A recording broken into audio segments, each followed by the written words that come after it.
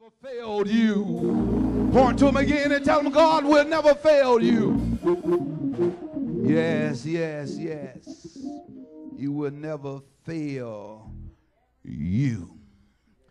And so you must be careful according to the writings of this wise man in the book of Proverbs and say, be careful that your words do not become a snare unto you.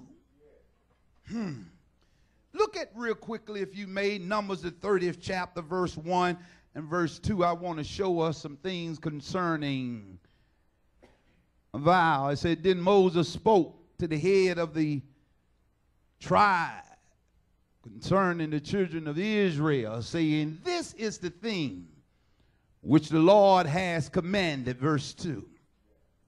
If a man make a vow to the Lord, listen now, your words, or swear an oath to bind himself by some agreement, he shall not break his words. He shall do according to all that proceedeth out of his mouth.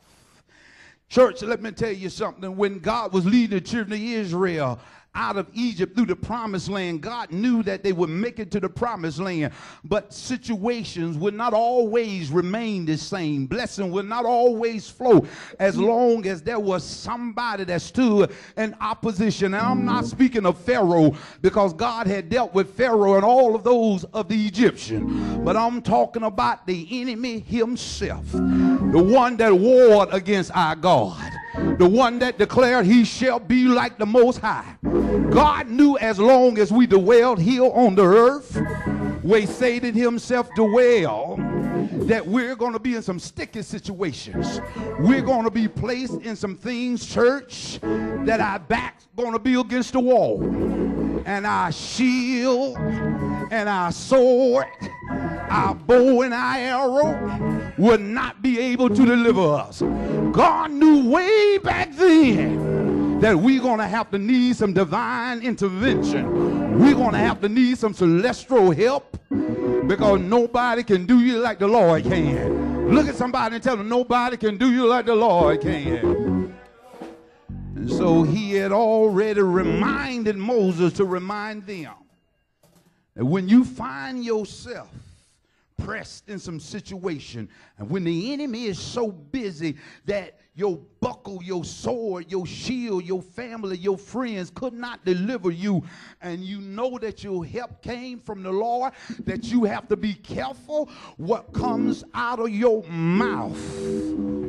So he said unto them, let everyone that make a vow unto the Lord, that you consider your words. And you know, in the rest of that chapter, from verse 3 all the way to verse 16, it talks about man and wife. It talks about father and daughter. God had provision even back then, that when you found yourself in some compromising situation, when you found yourself facing a judicial matter and your life was on the line, when you found yourself facing some real health issues that even your physician couldn't deliver you, you better be careful. When you commit yourself to the Lord, you better be very mindful of when you open up your mouth and say, if there's anybody that can help me, I believe that the Lord can. And so it is voluntarily commitment. Do something that please him, or to abstain from certain practice to demonstrate your devotion to him. God, if you do this, I will do that. God, if you can only